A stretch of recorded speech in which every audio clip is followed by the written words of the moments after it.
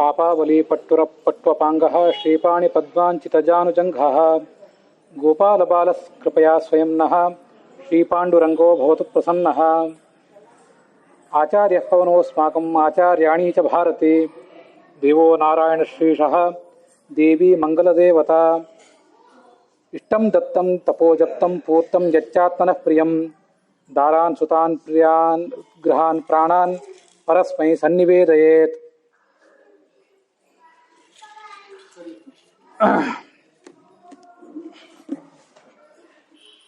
ಆಷಾಢ ಶುಕ್ಲ ಏಕಾದಶಿಯ ಈ ಒಂದು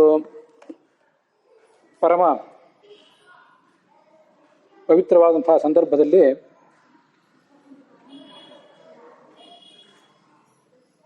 ಮಹಾಮುನಿ ವೇದವ್ಯಾಸರು ರಚನೆ ಮಾಡಿದಂಥ ಭಾಗವತ ಗ್ರಂಥ,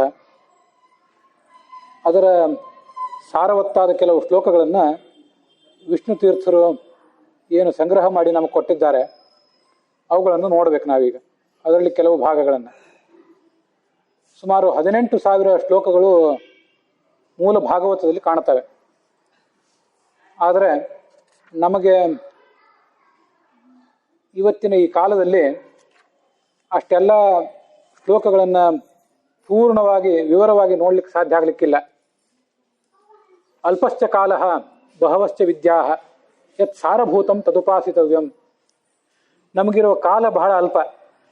ಹಿಂದೆ ಬಹಳ ದೀರ್ಘಕಾಲ ಬದುಕ್ತಿದ್ರಂತೆ ಜನ, ಈಗ ಕೇವಲ ಅಲ್ಪ ಕಾಲ ಬದುಕ್ತಾರೆ. ಬಹವಶ್ಚ ವಿದ್ಯಾ, ತಿಳಿಯಬೇಕಾದ ಸಂಗತಿಗಳು ಬಹಳ ಇವೆ. ಅದಕ್ಕಾಗಿ ಏನು ಮಾಡಬೇಕು? ಯತ್ ಸಾರಭೂತಂ ತದುಪಾಸಿತವ್ಯಂ. ನಮ್ಮ ಎದುರಿಗಿರುವ ಅನೇಕ ಸಂಗತಿಗಳಲ್ಲಿ ಯಾವುದು ಸಾರವೋ, ಯಾವುದು ಮಹತ್ವವು ಭರಿತವಾಗಿದೆಯೋ ಅದನ್ನಷ್ಟನ್ನು ಮಾತ್ರ ಶ್ರವಣ ಮಾಡಿದರೂ ಒಂದಿಷ್ಟು ಜನ್ಮ ಸಾರ್ಥಕ ಆಗ್ತದೆ. ಅದರಲ್ಲಿಯೂ ವಿಶೇಷತಃ ಈ ಆಷಾಢ ಶುಕ್ಲ ಏಕಾದಶಿ ಮೊದಲಾದ ಪ್ರಸಂಗಗಳಲ್ಲಿ, ಏಕಾದಶಿ ಯಾವುದೇ ಇರಲಿ, ಶುಕ್ಲ ಪಕ್ಷದ ಏಕಾದಶಿಯೇ ಇರಲಿ, ಕೃಷ್ಣ ಪಕ್ಷದ ಏಕಾದಶಿಯೇ ಇರಲಿ, ಆವಾಗ ಭಗವಂತನ ಭಾಗವತರ ಕುರಿತಾದಂತಹ ಶ್ರವಣ ಮಾಡೋದು ಬಹಳ ಮಹತ್ವದ್ದು. ಉಪವಾಸ ಅಂತ ನಾವು ಶಬ್ದ ಕೇಳ್ತಿರ್ತೇವೆ. ಇವತ್ತು ಏಕಾದಶಿ ಉಪವಾಸ, ಶಿವರಾತ್ರಿ ಉಪವಾಸ ಅಂತೆಲ್ಲ ಜನ ಮಾತಾಡ್ತಿರ್ತಾರೆ. ಉಪವಾಸ ಅಂದರೆ ಏನೂ ಆಹಾರ ತಗೊಳ್ಳದೇ ಇರುವುದು ಅಂತ ಜನ ತಿಳ್ಕೊಂಡಿರ್ತಾರೆ. ಆದರೆ ವಾಸ್ತವಿಕವಾಗಿ ಉಪವಾಸ ಅಂದರೆ ಬರೀ ಆಹಾರ ತಗೊಳ್ಳದೇ ಇರುವುದು ಅಷ್ಟೇ ಅಲ್ಲ, ಭಗವಂತನ ಸಮೀಪ ಇರೋದು. ವಾಸ ಅಂದರೆ ಇರೋದು ಅಂತ ಅರ್ಥ. ಉಪ ಅಂದರೆ ಸಮೀಪ, ಸಮೀಪವೂ ಹೌದು, ಎತ್ತರವೂ ಹೌದು. ಮನುಷ್ಯ ಈಗ ಅನೇಕ ಸಾಂಸಾರಿಕ ಜಂಜಡಗಳಲ್ಲಿ ಬಿದ್ದಿದ್ದಾನೆ, ಕೆಳಗೆ ಬಿದ್ದಿರ್ತಾನೆ. ಕೆಳಗೆ ಬಿದ್ದವನು ಉಪ ಮೇಲೆ ಏರಬೇಕು ಮತ್ತು ಭಗವಂತನ ಸಮೀಪಕ್ಕೆ ಹೋಗಬೇಕು. ಭಗವಂತನ ಸಮೀಪಕ್ಕೆ ಹೋಗಬೇಕು, ಮೇಲೆ ಏರಬೇಕು ಅಂತ ಅದರ ಅರ್ಥ. ಉಪವಾಸನೇ ಇರಬೇಕು ಅಂತ ಅದರ ಅರ್ಥ ಅಲ್ಲ. ಉಪವಾಸ ಇರಬೇಕಾದ ಕಡ್ಡಾಯ ಹೌದು, ಆದರೆ ಉಪವಾಸ ಅನ್ನೋ ಶಬ್ದಕ್ಕೆ ನಿರಾಹಾರ ಅಂತ ಅರ್ಥ ಅಲ್ಲ. ಭಗವಂತನ ಸಮೀಪಕ್ಕೆ ಹೋಗಬೇಕಾದ್ರೆ ಅಥವಾ ಕೆಳಗೆ ಬಿದ್ದವರು ಮೇಲೆ ಹೋಗಬೇಕಾದ್ರೆ ಉಪವಾಸ ಇರಬೇಕು ಅಂತ, ಆ ನಿರಾಹಾರರಾಗಿರಬೇಕು ಅಂತ ಒಂದು ನಿಯಮ ಮಾಡಿದರು. ಅದಕ್ಕಾಗಿ ಉಪವಾಸ ಅನ್ನೋ ಶಬ್ದಕ್ಕೆ ನಿರಾಹಾರ ಅಂತ ಕೂಡ ಒಂದು ಅರ್ಥ ಕ್ರಮೇಣ ಬಂತಷ್ಟೆ. ಯಾಕೆಂದ್ರೆ ಮನುಷ್ಯ ತೀರಾ ಪೂರ್ಣವಾಗಿ ತಿಂದುಬಿಟ್ರೆ, ಹೊಟ್ಟೆ ತುಂಬುವಂತೆ ಚೆನ್ನಾಗಿ ತಿಂದುಬಿಟ್ರೆ ನನಗೆ ಆಯಾಸ ಆಗ್ತದೆ, ಒಂದಿಷ್ಟು ವಿಶ್ರಾಂತಿ ಬೇಕು ಅಂತ ಅನ್ನಿಸ್ತದೆ. ಅದಲ್ಲದೆ ಮತ್ತೆ ಯಾವುದ್ಯಾವುದರಲ್ಲೂ ಮನಸ್ಸು ಹೋಗ್ತದೆ. ಬೇಕಾದ್ದನ್ನೆಲ್ಲ ತಿಂದುಬಿಟ್ರೆ ಮನುಷ್ಯನಿಗೆ ಮದನವೂ ಬರ್ತದೆ. ಆದ್ದರಿಂದ ಮಾಡಬಾರ್ದ ಕೆಲಸಗಳನ್ನೆಲ್ಲ ಮಾಡಬೇಕು ಅಂತ ಮನುಷ್ಯನ ಮನಸ್ಸು ಆ ಕಡೆ ತೊಡಗ್ತದೆ. ಅದಕ್ಕಾಗಿ ಸಾತ್ವಿಕವಾದ ಆಹಾರವನ್ನು ಸೇವಿಸಬೇಕು, ಭಗವಂತನಿಗೆ ನಿವೇದಿತವಾದ ಆಹಾರವನ್ನು ಸೇವಿಸಬೇಕು ಅಂತ ನಿರ್ಬಂಧ ಹಾಕಿದರು. ಏಕಾದಶಿ ಅಂತ ಕೆಲವು ನಿರ್ದಿಷ್ಟ ದಿನಗಳಲ್ಲಿ ಆದರೂ ಆಹಾರದ ಗೊಡವೆಯನ್ನು ಬಿಟ್ಟು ಮನುಷ್ಯ ಭಗವಂತನ ಕುರಿತಾಗಿ, ಭಗವಂತನ ಭಕ್ತರ ಕುರಿತಾಗಿ ಒಂದಿಷ್ಟು ಶ್ರವಣ ಮಾಡ್ಲಿಕ್ಕೆ ಹೋಗ್ಬೇಕು. ನಮಗಿದೆಲ್ಲರಿಗೂ ಗೊತ್ತಿದೆ, ಆಹಾರ ತಯಾರು ಮಾಡೋದು ಅಂದ್ರೆ ಅಷ್ಟು ಸುಲಭದ ಕೆಲಸ ಅಲ್ಲ. ಆಹಾರ ತಯಾರು ಮಾಡಲಿಕ್ಕೆ ಬಹಳಷ್ಟು ತಯಾರಿ ಆಗಬೇಕು. ಎಲ್ಲ ಕಾಳು ಕಡಿ ಮೊದಲಾದವು ಸ್ವಚ್ಛತೆ ಆಗಬೇಕು, ಅದನ್ನು ಹಿಟ್ಟು ಮಾಡಬೇಕು, ಅದನ್ನು ನೀರಿನಲ್ಲಿ ಕನಸೆ ಬೇಯಿಸುವ ತಯಾರಿ ಆಗಬೇಕು. ಅಷ್ಟೊತ್ತಿಗಾಗಲೇ ಮನುಷ್ಯನ ಅರ್ಧ ಶಕ್ತಿ ಕಡಿಮೆ ಆಗಿ ಹೋಗಿರ್ತದೆ. ಅದಾದ್ಮೇಲೆ ಅದನ್ನು ಯಾರಿಗೆ ಬಡಿಸ್ತಾರೋ ಯಾರಿಗೆ ನೀಡ್ತಾರೋ ಅವ್ರು ಆರಾಮಾಗಿ ತಿಂತಾರೆ. ತಿನ್ನೋರಿಗೇನು ಬಹಳ ಸಮಸ್ಯೆ ಇರೋದಿಲ್ಲ. ಬಹಳ ಅಂದಮೇಲೆ ತಿಂದ ಮೇಲೆ ಒಂದಿಷ್ಟು ವಿಶ್ರಾಂತಿ ಬೇಕಂತಾರೆ. ಆದರೆ ಅದನ್ನು ತಯಾರಿ ಮಾಡುವವರಿಗೆ ಶ್ರಮ ಎಷ್ಟು? ತಯಾರಿ ಮಾಡುವ ತನಕ ಶ್ರಮ, ಅವರಿಗೆ ಶ್ರಮ, ಹೆಂಗಳೆಯರಿಗೆ ಶ್ರಮ, ಬಡಿಸುವಾಗಲೂ ಅವ್ರಿಗೆ ಶ್ರಮ. ಎಲ್ಲ ಪೂರ್ತಿ ಮುಗಿದ ಮೇಲೆ ಅದನ್ನು ಸ್ವಚ್ಛ ಮಾಡಬೇಕಾದವರು ಅವರೇ. ನಮ್ಮಂಥವ್ರು ಗಂಡಸರು ಅದಕ್ಕೆ ಕೈ ಜೋಡಿಸೋದು ಕಡಿಮೆ. ಇಷ್ಟೆಲ್ಲ ತಿನ್ನುವುದಕ್ಕೆ ಮನುಷ್ಯ ಇಷ್ಟೆಲ್ಲ ಕಷ್ಟಪಡಬೇಕು. ಅದಕ್ಕಾಗಿ ಒಂದು ದಿವಸ ಆದರೂ ತಿನ್ನುವ ಗೊಡವೆ ಇಲ್ಲದೆ ಸ್ವಚ್ಛ ಮಾಡುವ ಗೊಡವೆ, ಕಾಳು ಕಡಿಗಳನ್ನು ಸ್ವಚ್ಛ ಮಾಡುವುದು, ಪಾತ್ರೆಗಳನ್ನು ಸ್ವಚ್ಛ ಮಾಡುವುದು, ಅದೆಲ್ಲ ತೊಳೆಯೋದು, ಬಳಿಯೋದು, ಸಾರಿಸುವುದು, ಇದು ಯಾವ ಗೊಡವೆಯೂ ಇಲ್ಲದೇನೆ ಒಂದು ಸ್ವಲ್ಪ ತಿನ್ನಬೇಕಂದ್ರೂ ಇಷ್ಟೆಲ್ಲ ಶ್ರಮ ಪಡಬೇಕು ಮನುಷ್ಯ. ಆ ತಿನ್ನುವ ಗೊಡವೆ ಇಲ್ಲದೆ ಹೋದರೆ ಯಾವ ಸಮಯ ಇಲ್ಲದೇನೆ, ಯಾವ ಸಮಯದ ವ್ಯರ್ಥ ಪೋಲು ಇಲ್ಲದೇನೆ ಮನುಷ್ಯ ಭಗವಂತನ ಕುರಿತಾಗಿ ಶ್ರವಣ ಮಾಡ್ಲಿಕ್ಕೆ ಹೋಗ್ತಾನೆ. ಅದಕ್ಕಾಗಿ ಒಂದಿಷ್ಟು ಉಪವಾಸ ಇರ್ರಿ, ಉಪವಾಸ ಇದ್ದು ಈ ಎಲ್ಲ ಕೆಲಸಗಳನ್ನು ಮಾಡಿರಿ ಅಂತ ಹೇಳಿದರು.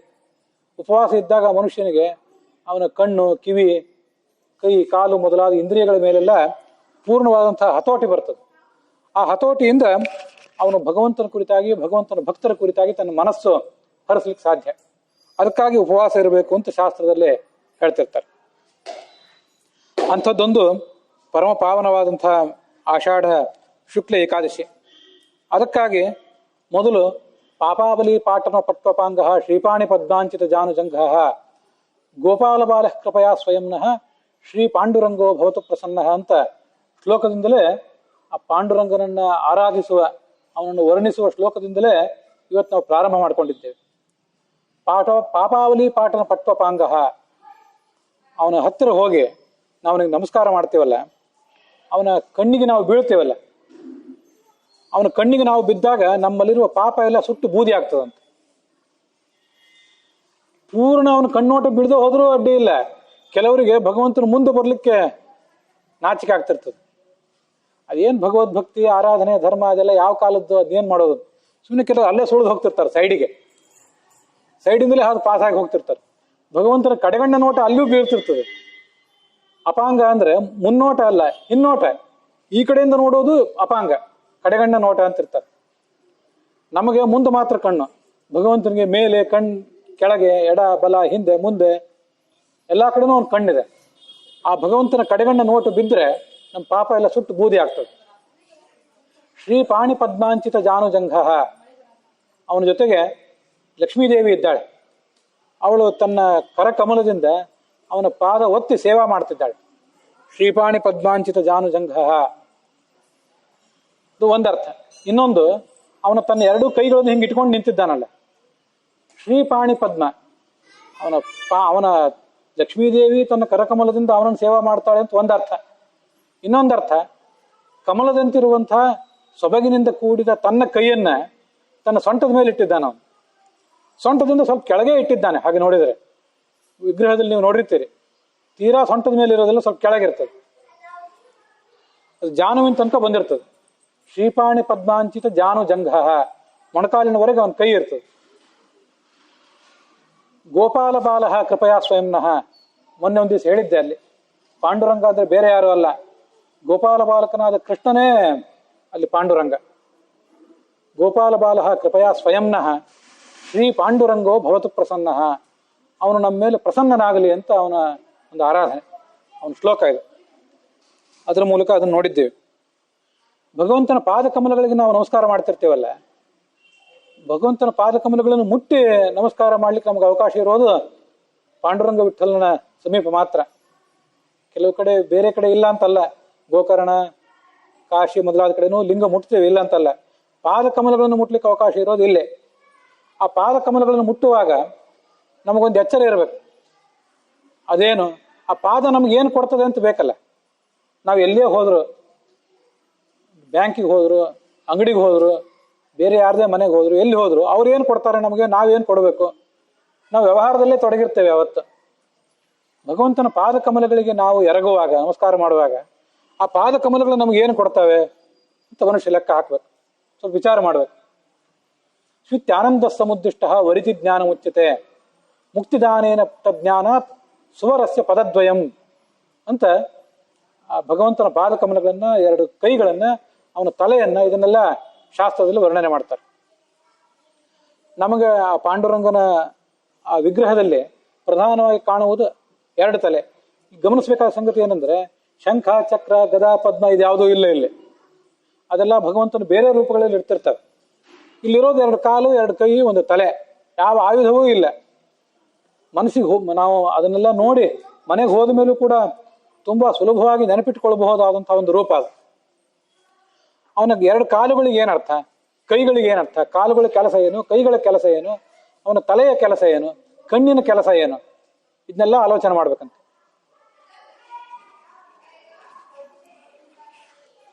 ಅವನ 2 ಕಾಲುಗಳು ನಮಗೆ ಮೊದಲು ಕಾಲಿನಿಂದ ಮೇಲೆ ಹೋಗ್ತಿರ್ತಾರೆ. ಕಾಲುಗಳು ಏನನ್ನು ಹೇಳ್ತವೆ ಅಂದ್ರೆ, ಸ್ವಿತ್ಯಾನಂದಷ್ಟ ಸಮುದ್ದಿಷ್ಟ ವರಿತಿ ಜ್ಞಾನ ಮುಚ್ಚತೆ. 2 ಪಾದ, ಒಂದು ಪಾದಕ್ಕೆ ಸು ಅಂತ ಹೆಸರು, ಇನ್ನೊಂದು ಪಾದಕ್ಕೆ ವ ಅಂತ ಹೆಸರು. ಸು ಅಂದ್ರೆ ಸುಖ ಅಂತ ಅರ್ಥ, ಸುಖದ ಶಾರ್ಟ್ ಫಾರ್ಮ್ ಅದು. ಇನ್ನೊಂದು ಪಾದಕ್ಕೆ ವ ಅಂತ ಹೆಸರು. ಅದಕ್ಕೆ ಯಾಕೆ ವ ಅಂತ ಹೆಸರು ಅಂದ್ರೆ, ವ ಅಂದ್ರೆ ಜ್ಞಾನ. ಭಗವಂತನ ಪಾದಕಮಲಗಳಿಗೆ ನಾವು ಎರಗಿದಾಗ ಅವನು ಒಂದು ಪಾದದಿಂದ ನಮಗೆ ಜ್ಞಾನ ಕೊಡ್ತಾನೆ, ಇನ್ನೊಂದು ಪಾದದಿಂದ ನಮಗೆ ಸುಖ ಕೊಡ್ತಾನೆ. ಅದಕ್ಕಾಗಿ ಅವನ ಪಾದಕಮಲಗಳಿಗೆ ಸ್ವಹ ಅಂತಾರೆ. ಮತ್ತೆ ಅವನ 2 ತೋಳುಗಳಿವೆ ಅಲ್ಲ, ಆ ತೋಳುಗಳಿಗೆ ಭೂವಹ ಅಂತಾರೆ. ಭೂ ವ, ಒಂದು ತೋಳು ಭೂ, ಇನ್ನೊಂದು ತೋಳು ವ. ಒಂದು ಪಾದ ಸ್ವ, ಇನ್ನೊಂದು ಪಾದ ವ. ಆ ತೋಳುಗಳಿಗೆ ಯಾಕೆ ಭೂ ವ ಅಂತ ಹೆಸರು? ಇದೆಲ್ಲ ನಾವು ಅವನಿಗೆ ನಮಸ್ಕಾರ ಮಾಡುವಾಗ ಆಲೋಚನೆ ಮಾಡಬೇಕಾದ ಸಂಗತಿಗಳು. ನಮ್ಮಂತೆ ಅವನಿಗೂ 2 ಕೈ, ಅವರಿಗೂ 2 ಕಾಲು, ಅವನಿಗೂ 2 ಕಣ್ಣು, 1 ತಲೆ. ನಮ್ಮಂತೆ ಧೋತ್ರ ಹುಟ್ಟಿದ್ದಾನೆ, ಮೇಲೊಂದು ಅಂಗಿ ಹಾಕಿದ್ದಾನೆ ಅಂತ ಅರ್ಥ ಅಲ್ಲ ಅದಕ್ಕೆ. ಅವನ ತೋಳುಗಳಿಗೆ, ಅವನ ಕೈಗಳಿಗೆ ಅರ್ಥ ಇದೆ. ಭಗವಂತನಿಗೆ ಕೈ ಇಲ್ಲ, ಕಾಲಿಲ್ಲ, ಭಗವಂತನನ್ನ ವಿಗ್ರಹ ರೂಪದಲ್ಲಿ ಆರಾಧನೆ ಮಾಡಬಾರ್ದು ಅನ್ನೋರೆಲ್ಲ ಇರ್ತಿರ್ತಾರೆ. ನಾವು ಯಾಕೆ ವಿಗ್ರಹ ರೂಪದಲ್ಲಿ ವಿಗ್ರಹದೊಳಗೆ ಭಗವಂತನನ್ನು ಕಾಣ್ತೀವಿ? ವಿಗ್ರಹವೇ ಭಗವಂತ ಅಲ್ಲ, ವಿಗ್ರಹದೊಳಗೆ ಭಗವಂತ. ಯಾಕೆ ಆ ಭಗವಂತನಲ್ಲಿ ಕಾಣ್ತೀವಿ ಅಂದ್ರೆ, ಅವನ ಕೈ, ಕಾಲು, ಇದೆಲ್ಲದಕ್ಕೂ ಒಂದೊಂದು ಅರ್ಥ ಇದೆ. ನಾವು ಕಾಲಿನ ಅರ್ಥ ನೋಡಿದ್ವಿ ಈಗ. ಇನ್ನು ಕೈಗಳ ಅರ್ಥ ಏನು? ಒಂದು ಭೂ, ಒಂದು ವ.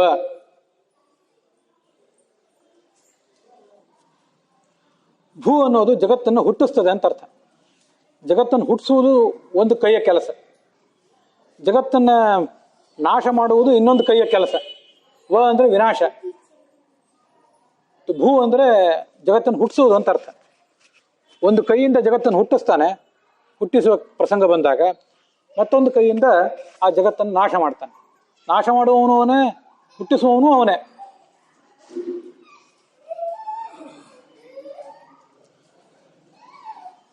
ಇದು ಅವನ 2 ತೋಳುಗಳ ಅರ್ಥ ಇದೆ.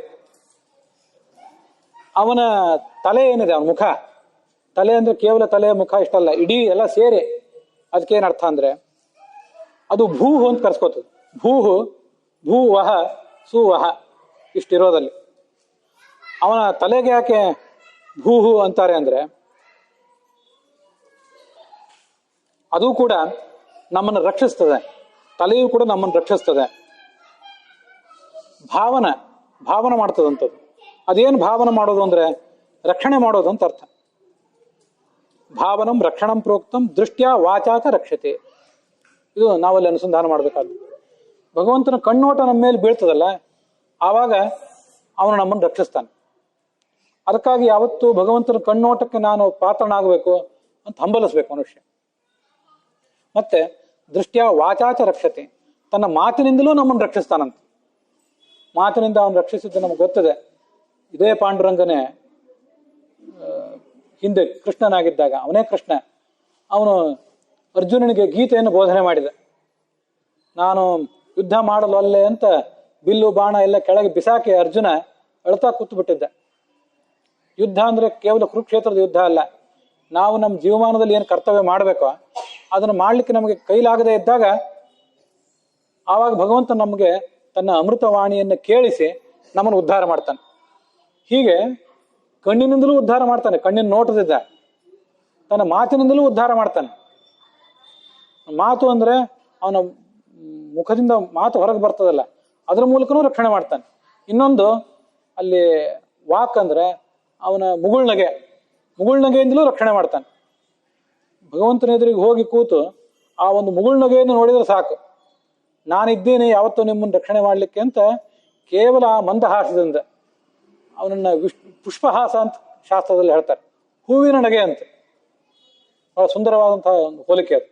ಅಂಥ ಹೂವಿನಂಥ ಮೋಹಕವಾದ ಕೋಮಲವಾದ ನಗುವಿನಿಂದ ನಮ್ಗೆ ಯಾವತ್ತೂ ಭರವಸೆ ಕೊಡ್ತಿದ್ದಾನೆ.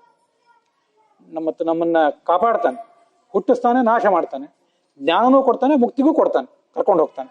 ಇದು ಅವನ 2 ಕಾಲು, 2 ತೋಳು ಮತ್ತು ಅವನ ಮುಖ, ಇದನ್ನು ನೋಡಿದಾಗ ನಮಗೆ ಬರಬೇಕಾದಂತಹ ಅನುಸಂಧಾನ. ಉಳಿದ ಶಂಖ, ಚಕ್ರ, ಗದ, ಪದ್ಮ ಅದು ನೆನಪಿಗೆ ಬಂದರೂ ಆಯ್ತು, ಬರದೇ ಇದ್ರೂ ಆಯ್ತು. ಬಹಳ ಸರಳವಾದಂತಹ ಒಂದು ರೂಪ.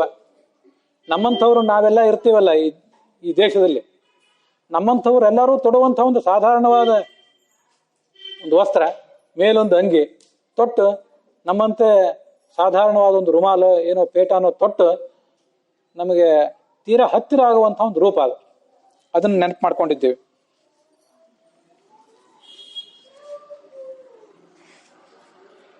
ಈ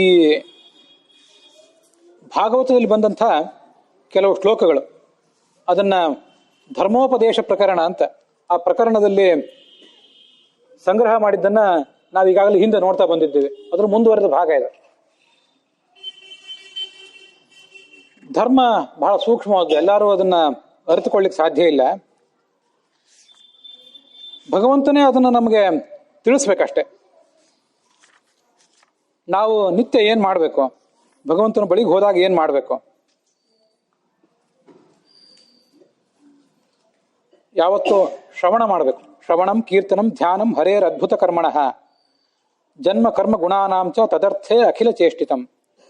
ಸಾಧ್ಯ ಆದಷ್ಟು ಇನ್ನೊಬ್ರು ಯಾರು ಜ್ಞಾನಿಗಳು ಏನಾದರೂ ಹೇಳಿದಾಗ ಅದನ್ನು ಶ್ರವಣ ಮಾಡಬೇಕು. ಎಲ್ಲರೂ ಸೇರಿ ಕೀರ್ತನ ಮಾಡಬೇಕು. ಆ ಭಗವಂತರ ನಾಮಗಳನ್ನ ಸಂಕೀರ್ತನ, ಬಾಯಿಂದ ಕುಣಿದು ಹಾಡಿ ಅದನ್ನ ಸಂಕೀರ್ತನ ಮಾಡಬೇಕು. ಅದೇ ಹಾಡುವುದು, ಅದನ್ನೇ ಸಂಕೀರ್ತನ ಅಂತಾರೆ. ಒಬ್ಬರೇ ಕೂತ್ಕೊಂಡು ಧ್ಯಾನ ಮಾಡಬೇಕು. ಜಗತ್ತಿನ ಪರಿವೇ ಇಲ್ಲದೇನೆ ಧ್ಯಾನ ಮಾಡಬೇಕು. ಅವನ ಅವತಾರಗಳು, ಅವನು ತೋರಿಸುವ ಲೀಲೆಗಳು, ಅದನ್ನೆಲ್ಲನೂ ಕೂಡ ನಾವು ಹೀಗೆ ಕೀರ್ತಿಸುವ ಪ್ರಯತ್ನ ಮಾಡಬೇಕು. ಅದಕ್ಕಾಗಿ ಏನ್ ಮಾಡಬೇಕು, ಭಗವಂತನ ಬಳಿ ಹೋದಾಗೆಲ್ಲ, ದಿವಸ ಬೆಳಿಗ್ಗೆ ಎದ್ದು ಕೂಡಲೇ, ರಾತ್ರಿ ಮಲಗುವಾಗ, ಎಲ್ಲಾ ಸಂದರ್ಭದಲ್ಲೂ ಕೂಡ ಭಗವಂತನ ನೆನಪು ಮಾಡ್ಕೊಳ್ಬೇಕು ಅಂತ ಹೇಳ್ತಾರಲ್ಲ, ಅದು ಹೇಗೆ ನೆನಪು ಮಾಡ್ಕೊಳ್ಬೇಕು ಅಂದ್ರೆ, ಇಷ್ಟಂ ದತ್ತಂ ತಪೋ ಜಪ್ತಂ ಪೂರ್ತಂ ಯಚ್ಚಾತ್ಮನ ಪ್ರಿಯಂ ದಾರಾನ್ ಸುತಾನ್ ಗೃಹಾನ್ ಪ್ರಾಣಾನ್ ಪರಸ್ಮೈ ಸನ್ನಿವೇದಯೇತ್. ನಮ್ಮಲ್ಲಿ ಏನಿದೆ, ಭಗವಂತ ನಮ್ಗೆ ಏನು ಕೊಟ್ಟಿದ್ದಾನೆ, ಅದೆಲ್ಲವನ್ನೂ ಕೂಡ ಭಗವಂತನಿಗೆ ಅರ್ಪಣೆ ಮಾಡ್ಬೇಕಂತ. ಅದು ಇಷ್ಟ ಅಂದ್ರೆ ಏನು, ನಾವು ಮಾಡುವಂತಹ ಯಜ್ಞ, ನಮ್ಗೆಲ್ಲರಿಗೂ ಯಜ್ಞ ಮಾಡೋದು ಸಾಧ್ಯ ಇಲ್ಲ. ದೊಡ್ಡದೊಂದು ಯಜ್ಞ ಕುಂಡ ಸ್ಥಾಪನೆ ಮಾಡಿ ಅಲ್ಲಿ ಅಗ್ನಿಯನ್ನು ಸ್ಥಾಪನೆ ಮಾಡಿ ಎಲ್ಲರಿಗೂ ಯಜ್ಞ ಮಾಡೋದು ಸಾಧ್ಯ ಇಲ್ಲ. ಆದ್ರೆ ನಮ್ಮ ಜೀವನ ಅನ್ನೋದೇ ಒಂದು ಯಜ್ಞ. ಆ ಯಜ್ಞ ಮತ್ತೆ ನಾವ್ಯಾರಿಗಾದ್ರೂ ಕೊಟ್ಟ ದಾನ, ಮಾಡಿದ 1-2 ಭಗವಂತನ ನಾಮಸ್ಮರಣ, ತಪಸ್ಸು ಅಂದ್ರೆ ಅದೇ. ಜಪ, ಕೃಷ್ಣನಾಮ ಜಪ, ವಿಠ್ಠಲ ನಾಮ ಜಪ ಏನು ಮಾಡ್ತಿರ್ತೇವೆ, ಆ ಜಪ. ಮತ್ತೆ ಪೂರ್ತ ಅಂತ ಇದು ಒಂದು ಮನುಷ್ಯನ ಕರ್ತವ್ಯ ಅಂತ. ಪೂರ್ತ ಅಂದ್ರೆ ಏನು, ಸಮಾಜಕ್ಕೆ ಉಪಯೋಗ ಆಗಲಿ ಅಂತ ಹೇಳಿ ಮನುಷ್ಯ ಅಲ್ಲಲ್ಲಿ ಕೆರೆಗಳನ್ನು ತೋಡಿಸುವುದು, ಬಾವಿ ತೋಡಿಸುವುದು, ಧರ್ಮ ಛತ್ರಗಳನ್ನು ನಿರ್ಮಾಣ ಮಾಡುವುದು, ಇದೆಲ್ಲ ಮಾಡ್ತಾರಲ್ಲ, ಅವಕ್ಕೆಲ್ಲ ಪೂರ್ತ ಅಂತಾರೆ. ಕೇವಲ ಗುಡಿ ಗುಂಡಾರಗಳನ್ನು ಕಟ್ಟಿಸುವುದೇ ದೊಡ್ಡ ಕೆಲಸ ಅಲ್ಲ, ಅದನ್ನೂ ಮಾಡಬೇಕು. ಈ ಗುಡಿ ಗುಂಡಾರಗಳನ್ನು ಕಟ್ಟಿಸುವುದು, ಈ ಎಲ್ಲ ಕೆಲಸಗಳಿಗೆ ಇಷ್ಟ ಅಂತ ಕರೀತಾರೆ. ಸಮಾಜಕ್ಕೆ ಉಪಯೋಗ ಆಗುವಂತೆ, ಪಶು ಪ್ರಾಣಿಗಳಿಗೆಲ್ಲ ಉಪಯೋಗ ಆಗುವಂತೆ ಕೆರೆಗಳನ್ನು ತೋಡಿಸುವುದು, ಬಾವಿ ತೋಡಿಸುವುದು, ನೀರು ಆಹಾರದ ವ್ಯವಸ್ಥೆ ಮಾಡೋದು, ಔಷಧದ ವ್ಯವಸ್ಥೆ ಮಾಡೋದಕ್ಕೆಲ್ಲ ಪೂರ್ತ ಅಂತ ಕರೀತಾರೆ. ನಾವೇನೇ ಮಾಡಿರ್ತೀವಲ್ಲ, ಹೆಚ್ಚು ಆತ್ಮನ ಪ್ರಿಯಂ, ನಾವೇನು ಬಯಸಿ ಮಾಡಿದ್ದೀವಿ ಅದೆಲ್ಲವನ್ನೂ ಭಗವಂತನಿಗೆ ಅರ್ಪಣೆ ಮಾಡಬೇಕು. ದಾರಾನ್, ನಮ್ಮ ಹೆಂಡತಿಯನ್ನು ಭಗವಂತನಿಗೆ ಅರ್ಪಣೆ ಮಾಡಬೇಕು. ಗಂಡಂದರು ತಮ್ಮ ಹೆಂಡತಿಯನ್ನ ಭಗವಂತನಿಗೆ ಅರ್ಪಣೆ ಮಾಡಬೇಕು. ಹೆಂಡಂದ್ರು ಏನ್ ಮಾಡ್ಬೇಕು ಅಂದ್ರೆ, ಅವ್ರು ತಮ್ಮ ಗಂಡಂದ್ರನ್ನ ಭಗವಂತನಿಗೆ ಅರ್ಪಣೆ ಮಾಡಬೇಕು. ಅದು ಹೇಗೆ ಭಗವಂತನಿಗೆ ಅರ್ಪಣೆ ಮಾಡೋದು ಅಂತ ಹೇಳ್ತೇನೆ. ಸುತಾನ್, ಮಕ್ಕಳನ್ನ, ಗಂಡ ಹೆಂಡಂದ್ರು ಇಬ್ಬರೂ ಸೇರಿ ತಮ್ಮ ಮಕ್ಕಳನ್ನು ಭಗವಂತನಿಗೆ ಅರ್ಪಣೆ ಮಾಡಬೇಕು. ಗೃಹಾನ್, ಭಗವಂತ ನಮಗೆ ಕಟ್ಟಿಸಿಕೊಟ್ಟಿರುವ ಮನೆಯನ್ನ ಭಗವಂತನಿಗೆ ಅರ್ಪಣೆ ಮಾಡಬೇಕು. ಅದಿಷ್ಟೇನು, ಇನ್ನೇ ಹೆಚ್ಚಿಂದೇನಿದೆ? ಪ್ರಾಣ, ನಮ್ಮೆಲ್ಲ ಇಂದ್ರಿಯಗಳು, ನಮ್ಮ ಪ್ರಾಣವೇ ಭಗವಂತನ ಅಧೀನ ಅಂತ ಅವನಿಗೆ ಅರ್ಪಣೆ ಮಾಡಬೇಕು. ಅರ್ಪಣೆ ಮಾಡುವುದಂದ್ರೆ ಏನು? ಯಾರು ಸ್ವಾಮಿಗಳು ಬಂದಾಗ ಫಲ ಪುಷ್ಪ ಸಮರ್ಪಣೆ ಮಾಡ್ತಿರ್ತೇವೆ. ಇಲ್ಲೇನು ಅರ್ಪಣೆ ಮಾಡೋದು? ಅರ್ಪಣೆ ಮಾಡುವುದು ಅಂದರೆ, ನನಗೆ ನೀನು ಈ ಜಗತ್ತಿನಲ್ಲಿ ಜನ್ಮ ಕೊಟ್ಟೆ, ನನಗೆ 5 ಕರ್ಮೇಂದ್ರಿಯ 5 ಜ್ಞಾನೇಂದ್ರಿಯಗಳನ್ನು ಕೊಟ್ಟೆ. ನೀನು ಅಷ್ಟು ಕೊಟ್ಟಿದ್ರಿಂದ ನಾನು ಏನೇನೋ ಕೆಲಸ ಮಾಡುವ ಸಾಧ್ಯ ಆಯಿತು. ಪ್ರವಚನ ಹೇಳುವುದು ಸಾಧ್ಯ ಆಯಿತು, ಕೇಳುವುದು ಸಾಧ್ಯ ಆಯಿತು, ಧನ ಸಂಪಾದನೆ ಮಾಡುವುದು ಸಾಧ್ಯ ಆಯಿತು, ಖರ್ಚು ಮಾಡುವುದು ಸಾಧ್ಯ ಆಯಿತು. ಏನು ಮಾಡುವುದೆಲ್ಲ ಇದರಿಂದಲೇ ಸಾಧ್ಯ ಆಗೋದು. 5 ಕರ್ಮೇಂದ್ರಿಯ, ಕೈ, ಕಾಲು, ಮಾತನಾಡುವ ನಾಲಿಗೆ, ಇವೆಲ್ಲವೂ ಇಲ್ಲದೆ ಹೋಗಿದ್ರೆ ನಾವು ಏನು ಮಾಡಬಲ್ಲವರಾಗಿದ್ದೆವು? ಏನೂ ಮಾಡ್ಲಿಕ್ಕೆ ಆಗ್ತಿರ್ಲಿಲ್ಲ. ಕಿವಿ, ಮೂಗು, ಕಣ್ಣು, ತ್ವಗೀಂದ್ರಿಯ, ರಸವನ್ನು ನೋಡುವ ಜಿಹ್ವಾ, ಇದಿಲ್ಲದೆ ಹೋದ್ರೆ ನಾವು ಏನು ಮಾಡ್ತಿದ್ದೆವು? ಉಳಿದೆಲ್ಲ ಪ್ರಾಣಿಗಳಿಗೂ ಇವೆ, ಆದರೆ ಅವುಗಳಿಗಿಂತ ಹೆಚ್ಚು ವ್ಯಕ್ತವಾಗಿ ನಮ್ಮಲ್ಲಿ ಮನುಷ್ಯನಲ್ಲಿ ಇವು ಕೆಲಸ ಮಾಡ್ತವೆ. ಇದನ್ನೆಲ್ಲ ಕೊಟ್ಟಿದ್ದಿ ಅಂತ ಭಗವಂತನಿಗೆ ಅರ್ಪಣೆ ಮಾಡ್ಬೇಕು. ನೀನೇ ಕೊಟ್ಟದ್ದು ಅಂತ. ನನ್ನ ಇಡೀ ದೇಹವೇ ನಿನ್ನದು, ಪ್ರಾಣವೇ ನಿನ್ನದು ಅನ್ಬೇಕು. ನೀನು ಮಾಡಿಸಿರುವ ಗುಡಿ ಗುಂಡಾರ ಮೊದಲಾದ ಕೆಲಸಗಳು, ಯಾವುದೋ ಜಾತ್ರೆ ಇತ್ಯಾದಿಗಳು ಕೊಡುವ ದೇಣಿಗೆ, ಸಮಾಜದ ಉಪಯೋಗಿ ಆಗುವ ಕೆಲಸ, ದಾನ, ನಾನು ಮಾಡುವ 1-2 ಸಂಖ್ಯೆಯ ಜಪ, ಎಲ್ಲವೂ ನನ್ನ ಹೆಂಡತಿ, ನನ್ನನ್ನು ಈ ಜಗತ್ತಿನಲ್ಲಿ ಹುಟ್ಟಿಸಿ ನೀನು ನನಗೊಬ್ಬಳು ಮಡದಿಯನ್ನು ಕೊಟ್ಟೆ ಅಂತ ಗಂಡಸರು ಭಗವಂತನ ಸ್ತೋತ್ರ ಮಾಡಬೇಕು. ನೀನೇ ಮಾಡಿಸಿದ್ರಿಂದ ಈ ಮದುವೆ ಆಯ್ತು. ಹೆಂಡಂದರು ದೇವಾಲಯಗಳಿಗೆ ಹೋದಾಗ ಅಥವಾ ಮನೆಯಲ್ಲೇ ಇದ್ದಾಗ ಆ ಭಗವಂತನಿಗೆ ನಮಸ್ಕಾರ ಮಾಡುವಾಗ, ನನಗೆ ತಂದೆ ತಾಯಂದ್ರ ಮೂಲಕ ಜನ್ಮ ಕೊಟ್ಟೆ, ಒಬ್ಬ ಗಂಡನನ್ನು ಕೊಟ್ಟೆ, ಅದರಿಂದ ನಾನು ಈ ಸಂಸಾರದಲ್ಲಿ ತೊಡಗುವಂತಾಯ್ತು.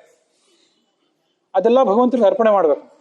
ಸುಮ್ಮನೆ ಸಂಸಾರ ದುಃಖಮಯ ಅಂತ ಗೋಳಾಡಿ ಉಪಯೋಗ ಇಲ್ಲ. ಸ್ವಲ್ಪ ಸುಖ ಸಂಸಾರದಲ್ಲಿ ನಾವು ಕಂಡಿದ್ದೇವಲ್ಲ, ಕಂಡೇ ಇಲ್ಲಿಗೆ ಬಂದಿದ್ದೇವೆ. ಮಕ್ಕಳು ಮೊಮ್ಮಕ್ಕಳ ಮುಖ ನೋಡಿ ಆನಂದ ಪಟ್ಟಿದ್ದೀವಿ, ಯಾವುದಾದ್ರು ಮದುವೆ ಇತ್ಯಾದಿ ಕಾರ್ಯಕ್ರಮಗಳಿಗೆ ಹೋಗಿ ಸಂತೋಷ ಪಟ್ಟಿದ್ದೀವಿ, ಸಂಭ್ರಮ ಪಟ್ಟಿದ್ದೀವಿ. ಬಂಧು ಬಳಗ ಎಲ್ಲ ಕೊಟ್ಟವನೇ ಭಗವಂತ. ಇದೆಲ್ಲ ನೀನೇ ಕೊಟ್ಟಿ ಅಂತ ಅವನಿಗೆ ಅವಾಗ ಹೇಳ್ತಿರ್ಬೇಕು. ನಾನೇ ಕೊಟ್ಟಿದ್ದೀನಿ ಅಂತ ಅವನಿಗೆ ಗೊತ್ತು, ನಿನಗೆ ಗೊತ್ತಾ ಅಂತ ಅವನು ತಿಳ್ಕೊತಾನೆ. ನಿನಗೆ ಗೊತ್ತೇನು? ನಾನು ಕೊಟ್ಟಿದ್ದೀನಿ ಅಂತ ನಿನಗೆ ಗೊತ್ತಾ? ನಾನು ಕೊಟ್ಟಿದ್ದೀನಿ ಅಂತ ನನಗೆ ಗೊತ್ತು, ನಿನಗೇನು ಗೊತ್ತಿದೆ? ನಾನು ಗಳಿಸಿದೆ.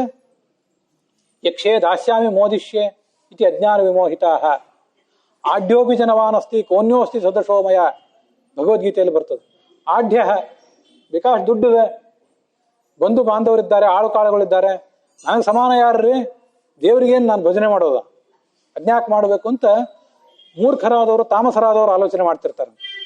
ಯಕ್ಷೆ, ಬೇಕಾದ್ರೆ ಯಜ್ಞ ಮಾಡಿದ್ರೆ ಮಾಡ್ಯಾನು, ಯಾರಿಗಾರು ದಾನ ಮಾಡಿದ್ರು ಮಾಡಿದೆ, ಬಿಟ್ಟರು ಬಿಟ್ಟೆ, ಯಾರು ಕೇಳೋರು? ಮೋದಿಷ್ಯೆ, ಸಂತೋಷ ಪಡ್ತೇನೆ. ಇತಿ ಅಜ್ಞಾನ ವಿಮೋಹಿತ, ಇದೆಲ್ಲ ಅಜ್ಞಾನಿಗಳ ಕೆಲಸ. ಜ್ಞಾನಿಗಳಾದವರು, ಸ್ವಲ್ಪ ವಿವೇಕ ಇದ್ದವರು, ನಮಗೇನು ಬಂದಿದೆ ಜೀವಮಾನದಲ್ಲಿ ಸುಖ ದುಃಖ ಎಲ್ಲವೂ ನೀನೇ ಕೊಟ್ಟದ್ದು, ಇದರಿಂದ ಒಂದು ದಾಟಿಸುವಂತ ಭಗವಂತನ ಕೇಳ್ಕೋಬೇಕು. ಹೀಗೆ ಗಂಡಂದರು ಹೆಂಡಂದರು ಗಂಡಂದರನ್ನ, ಮಕ್ಕಳನ್ನ, ತಮ್ಮ ಮನೆಯನ್ನ ಇರ್ಲಿಕ್ಕೆ ಒಂದು ಬೆಚ್ಚಗಿನ ಮನೆ ಕೊಟ್ಟಿದ್ದೆ. ಈ ಪ್ರಾಣವೇ ನಿನ್ನ ಅಧೀನ ಅಂತ ಅವನಿಗೆ ಅರ್ಪಣೆ ಮಾಡ್ಬೇಕಂತ. ಹೀಗೆ ಅರ್ಪಣೆ ಮಾಡಿ ನಮ್ಮ ಜೀವನವನ್ನ ಸವಿಸಬೇಕು. ಏವಂ ಕೃಷ್ಣಾತ್ಮನಾಥೇಶು ಮನುಷ್ಯೇಷು ಚ ಸೌಹೃದಂ ಪರಿಚರ್ಯಾಂ ಚೋಭಯತ್ರ ಮಹತ್ಸು ಋಷು ಸಾಧುಷು. ನಮ್ಮ ಸುತ್ತಮುತ್ತಲು ಅನೇಕ ಜನ ಇದ್ದಾರೆ, ಇವರೆಲ್ಲ ಭಗವಂತನ ಭಕ್ತರೇ. ಅವರೆಲ್ಲ ಹೇಗಿದ್ದಾರೆ ಅಂದ್ರೆ, ಕೃಷ್ಣನೇ ಭಗವಂತನೇ ತಮ್ಮ ಆತ್ಮ ಅಂತ ನಂಬಿದವರು. ಅಷ್ಟು ದೊಡ್ಡ ದೊಡ್ಡ ಭಗವದ್ ಭಕ್ತರೆಲ್ಲ ಸ್ತ್ರೀಯರಿದ್ದಾರೆ, ಪುರುಷರಿದ್ದಾರೆ. ಅವ್ರು ಯಾರೂ ಏನು ಕಡಿಮೆ ಅಲ್ಲ ನಮಗೆ. ಅವರಲ್ಲಿ ನಮಗೆ ಗೌರವ ಭಕ್ತಿ ಬೇಕು. ಅವ್ರು ಯಾವ ವರ್ಗ, ಯಾವ ಜಾತಿ, ಯಾವ ಅಂತಸ್ತು ಇಲ್ಲಿಗೆ ಸೇರಿರಲಿ, ಅವರಲ್ಲಿ ಎಲ್ಲರಲ್ಲೂ ಕೂಡ ನಮಗೊಂದು ಸ್ನೇಹ, ಭಕ್ತಿ, ಪ್ರೀತಿ ಬೇಕು. ನಮಗಿಂತ ಹಿರಿಯರಾದಂಥ ಗುರುಗಳು, ಋಷಿಗಳು, ಸಾಧುಗಳು, ಸತ್ಪುರುಷರು ಇರ್ತಾರಲ್ಲ, ಅವರ ಬಗ್ಗೆ ಯಾವತ್ತೂ ಗೌರವ ಭಕ್ತಿ ಅಂತ ಅನ್ನೋದು ಬೇಕೇ ಬೇಕು. ಪರಸ್ಪರಾನುಕಥನಂ ಪಾವನಂ ಭಗವದ್ಯಶಃ ವಿಷ್ಣೋರತಿರ್ ಮಿತಸ್ತುಷ್ಟಿ ನಿವೃತ್ತಿಮಥ ಆತ್ಮನಃ ಸ್ಮರಂತಹ ಸ್ಮಾರಯಂತಶ್ಚ ಮಿಥೋ ಘೌಗ ಹರಂ ಹರಿಂ. ಭಕ್ತರು ಇಂಥ ಒಂದು ಪ್ರಸಂಗದಲ್ಲಿ ಪರಸ್ಪರ ಕೂಡಿದಾಗ ಆ ಭಗವಂತನ ಕೀರ್ತಿಯ ಬಗ್ಗೆ, ಅವನ ಮಹಿಮೆಯ ಬಗ್ಗೆ ಪರಸ್ಪರ ಹೇಳ್ಕೋಬೇಕಂತ. ಬರೇ ನಾವೊಬ್ಬರೇ ಹೇಳೋದಲ್ಲ, ನೀವು ಹೇಳಬೇಕು. ಭಕ್ತರು ಪರಸ್ಪರ ಸಹವಾಸ ಮಾಡಿ ಸುಖ ಸಂತೋಷಗಳನ್ನು ಹಂಚಿಕೊಳ್ಬೇಕು. ನಿವೃತ್ತಿ, ಏನಾದರೂ ಸಂಘ ಮಾಡುವುದಿದ್ರೆ ಭಗವಂತನ ಭಕ್ತರ ಸಂಘ ಮಾಡಬೇಕು, ಬೇರೆಯವರ ಸಂಘ ಮಾಡಬಾರ್ದು. ಸಂಘ ಸರ್ವಾತ್ಮನಾ ತ್ಯಾಜ್ಯ ಸಚೇ ತ್ಯಕ್ತುಂ ನ ಶಕ್ಯತೆ ಸದ್ಭಿಸ್ಸಹ ಸಕರ್ತವ್ಯ ಸತಾಂ ಸಂಗೋಹಿ ಭೇಷಜಂ ಅಂತ ಮತ್ತೊಂದು ಕಡೆ ಹೇಳ್ತಾರೆ. ಈ ಸಂಘ, ದುರ್ಜನದ ಸಂಘ ಇದೆಲ್ಲ ಅದನ್ನು ಬಿಟ್ಟೇ ಬಿಡಬೇಕು. ಸಂಘವನ್ನೇ ಬಿಡಬೇಕು. ಬಿಡ್ಲಿಕ್ಕಾಗದೆ ಹೋದ್ರೆ ಸಜ್ಜನರ ಸಂಘ ಮಾಡಬೇಕು. ಯಾಕೆಂದ್ರೆ ಸಜ್ಜನರ ಸಂಘ ಅಂತ ಅನ್ನೋದು ಒಂದು ಔಷಧ ಇದ್ದಂತೆ. ಸಜ್ಜನರ ಸಂಘ ಅದು ಹೆಜ್ಜೆಯನ್ನು ಸವಿದಂತೆ ಅಂತ ಅದಕ್ಕೆ ಹೇಳೋದು. ದುರ್ಜನರ ಸಂಘವದು ಬಚ್ಚಲ ರೊಜ್ಜಿನಂತೆ. ದುರ್ಜನರ ಸಂಘ ಮಾಡಿಬಿಟ್ರೆ ಯಾವುದೋ ಬಚ್ಚಲನ್ನು ರೊಜ್ಜಿನಲ್ಲಿ ಹೋಗಿ ಸಿಕ್ಕೊಂಡು ಬಿದ್ದಂತೆ, ಮೈಯೆಲ್ಲ ಹೊಲಸು, ಏನು ಉಪಯೋಗವೂ ಇಲ್ಲ. ನೋಡಿ ನಗುವವರೆಲ್ಲ ನಮ್ಮನ್ನು ನೋಡಿ ನಗುವಂತ ಆಗ್ತದೆ. ಮೊದಲೇ ನಗುವವ್ರ ಮುಂದೆ ಎಡವಿ ಬಿದ್ದಂತೆ ಆಗ್ತದೆ. ಆದರೆ ಸಜ್ಜನರ ಸಂಘ ಮಾಡಿದರೆ ಹೆಜ್ಜೆಯನ್ನು ಸವಿದಂತೆ. ಅವರು ಜೇನು ಅಂದ್ರೆ ಜ್ಞಾನವನ್ನೇ ಸವಿ ಮಾತನ್ನು ತಮ್ಮ ಕೈಯಲ್ಲಿ ಇಟ್ಕೊಂಡು ಹೋಗ್ತಿರ್ತಾರೆ. ಅಂಥವರಿಂದ ನಮಗೆ ಆ ಒಂದಿಷ್ಟು ಉಪಯೋಗ, ಜ್ಞಾನ, ಸವಿಯಾದ ಮಾತಿನ ಲಾಭ ನಮಗಾಗ್ತದೆ. ಅದಕ್ಕಾಗಿ ಯಾವತ್ತೂ ಸಜ್ಜನರ ಸಮಾಗಮ ಮಾಡಬೇಕು, ದುರ್ಜನರ ಸಮಾಗಮದಿಂದ ದೂರ ಇರಬೇಕು.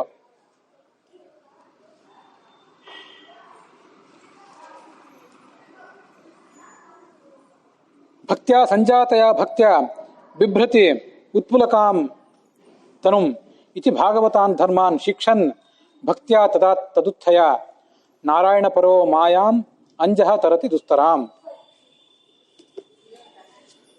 ಭಗವಂತನ ಕುರಿತಾಗಿ ಇಂತಹ ಒಂದು ಪವಿತ್ರ ಸಂದರ್ಭದಲ್ಲಿ ಪರಸ್ಪರ ಹರಿನಾಮ ಸ್ಮರಣೆ ಮಾಡಿದಾಗ ಮನುಷ್ಯನಲ್ಲಿ ಭಕ್ತಿ ಉಕ್ಕಿ ಇರ್ತದಂತೆ.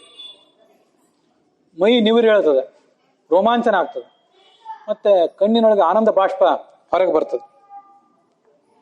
ಇಂಥ ಎಲ್ಲಾ ಧರ್ಮಗಳನ್ನು ಕೂಡ ಶಿಕ್ಷನ್, ಆ ಎಲ್ಲಾ ಧರ್ಮಗಳನ್ನು ತಾನು ಇನ್ನೊಬ್ರಿಗೆ ಹೇಳಿಕೊಡ್ಬೇಕು, ತಾನು ಅಳವಡಿಸ್ಕೋಬೇಕು.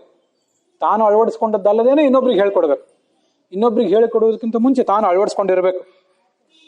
ಹೀಗೆ ಭಗವಂತನನ್ನ ನಾಮಸ್ಮರಣೆ ಮೂಲಕ ನಾವು ಆರಾಧನೆ ಮಾಡಿದ್ದಾದ್ರೆ ಮಾಯಾಂ ಅಂಜಹ ತರತಿ, ಆ ಮಾಯೆಯನ್ನು ಇವನು ದಾಟ್ತಾನೆ. ಇದೊಂದು ಮಾಯಾ, ಈ ಜಗತ್ತು ನಮ್ಮನ್ನ ಮಾಯೆಯಲ್ಲಿ ಇಟ್ಟಿದೆ. ಭಗವಂತನಿಗೆ ಯಾರು ಶರಣ ಹೋಗ್ತಾರೆ ಆ ಮಾಯೆಯನ್ನು ದಾಟ್ತಾರೆ. ಇಲ್ಲದೆ ಹೋದವರು ಮತ್ತೆ ಅದೇ ಮಾಯೆಯಲ್ಲಿ ಕೆಳಗೆ ಉಳಿದು ಬಿಡ್ತಾರೆ. ಕೆಲವರು ಭಕ್ತರು ಕ್ವಚಿತ್ ರುದಂತಿ, ಕೆಲವು ಭಕ್ತರು ಇಂತಿಂತವ್ರು ಇರ್ತಾರಂತೆ, ಅವರು ಭಗವಂತ ನಾಮಸ್ಮರಣೆ ಮಾಡ್ತಾ ಮಾಡ್ತಾ ಅಳ್ತಿರ್ತಾರಂತೆ. ಇನ್ನು ಕೆಲವರು ನಗತಾರೆ, ಕೆಲವರು ಹಿರಿ ಹಿಗ್ಗುತ್ತಾರೆ. ನೀನೇ ಬಂದು ನಾನು ಕಾಪಾಡುವಂತ ಜೋರಾಗಿ ಭಗವಂತನ ಕುರಿತು ಆಕ್ರೋಶ ಮಾಡ್ತಾರೆ. ಹಸಂತಿ ನಂದಂತಿ ವದಂತಿ ಅಲೌಕಿಕಾಹ ನೃತ್ಯಂತೆ, ಕೆಲವರು ಕುಣಿತಿರ್ತಾರೆ. ನಾವು ಕುಣಿಲಿಕ್ಕೆ ಹೋದ್ರೆ, ಭಗವಂತನ ಎದುರಿಗೆ ಏನಾದ್ರು ಕುಣಿಬೇಕು ಅಂತ ಹೋದ್ರೆ ಯಾರೇನಾರು ಅನ್ಕೊಂಡ್ಬಿಡ್ತಾರೋ, ನಮಗೇನು ಹಾಸ್ಯ ಮಾಡ್ತಾರೋ ಅಂತ ಹೆದರಿ ಜೋರಾಗಿ ತಾಳ ತೊಟ್ಟೋದು, ಜೋರಾಗಿ ಕುಣಿಯೋದು, ಇದನ್ನೆಲ್ಲ ನಾವು ಮಾಡ್ಲಿಕ್ಕೆ ಹಿಂಜರಿತಿರ್ತೇವೆ. ಆದ್ರೆ ಭಕ್ತರು ಅದಕ್ಕೆ ಯಾವುದಕ್ಕೂ ವಿಚಾರ ಮಾಡೋದಿಲ್ಲ. ನೀವು ಬೇಕಾದ್ರೂ ನೋಡ್ರಿ, ಬೇಡಾದ್ರೂ ಎದ್ದು ಹೋಗ್ರಿ ಅಂತಾರ. ನೃತ್ಯಂತಿ ಗಾಯಂತಿ ಅನುಶೀಲಯಂತ್ಯಜಂ, ಜನ್ಮ ಮರಣರಹಿತನಾದ ಭಗವಂತನನ್ನ ತಮ್ಮ ಶೀಲದ ಮೂಲಕ ಮೆಚ್ಚಿಸ್ತಾರೆ. ಅನುಶೀಲಯಂತಿ, ಅವನ ಮೆಚ್ಚುಗೆಗೆ ಬೇಕಾದ ಶೀಲವನ್ನು ತಾವು ಅಳವಡಿಸ್ಕೋತಾರೆ. ಇನ್ಯಾರನ್ನು ಮೆಚ್ಚಿಸುವ ಪ್ರಯತ್ನ ಮಾಡೋದಿಲ್ಲ ಅವರು. ನಮ್ಮ ಶೀಲ ನಡವಳಿಕೆ ಇನ್ನೊಬ್ಬರ ಮೆಚ್ಚುಗೆಗಾಗಲ್ಲ, ಭಗವಂತನ ಮೆಚ್ಚುಗೆಗಾಗಿ ಅಂತ ಅವ್ರಿಗೆ ಎಚ್ಚರ ಇರ್ತದೆ. ಭವಂತಿ ತೂಷ್ಣಿ ಪರಮೇತ್ಯ ನಿವೃತ್ತ, ಬೇಡ ಅಂದಾದಾಗ ಸುಮ್ಮನೆ ಕೂತಿರ್ತಾರೆ. ಅಂತೂ ನಾನಾ ರೀತಿಯಿಂದ ಭಗವಂತನನ್ನು ಆರಾಧನೆ ಮಾಡಿದರೆ ಕೊನೆಗೆ ಆ ಭಗವಂತನ ಅನುಗ್ರಹದಿಂದ ಈ ಮಾಯೆಯನ್ನೆಲ್ಲ ಸಾಧಕ ದಾಟುತ್ತಾನೆ. ಅಲ್ಲಿಗೆ ಆ ಭಗವಂತನ ಮಾಯೆಯನ್ನ ಸಾಧಕ ಹೇಗೆ ದಾಟುತ್ತಾನೆ ಅಂತನ್ನೋದನ್ನ ಭಾಗವತದ 11ನೇ ಸ್ಕಂದಕ್ಕೆ ಅನುಸಾರವಾಗಿ ಕೆಲವು ಶ್ಲೋಕಗಳನ್ನ ನಾವು ನೋಡಿ ಮುಗಿಸಿದ್ದೇವೆ. ಆಷಾಢ ಶುಕ್ಲ ಏಕಾದಶಿ ದಿವಸ ಆ ಪಾಂಡುರಂಗ ವಿಠಲನ ಕುರಿತಾಗಿ ನಾವೇನು ಶ್ರವಣ ಮಾಡಿದ್ದೇವೆ ಅದು ಅವನ ಪಾದ ಕಮಲಗಳಿಗೆ ಅರ್ಪಿತ ಆಗಬೇಕು. ಅಲ್ಲಿಗೆ ಈ ಭಾಗ ಸಮಾಪ್ತವಾಗಿದೆ.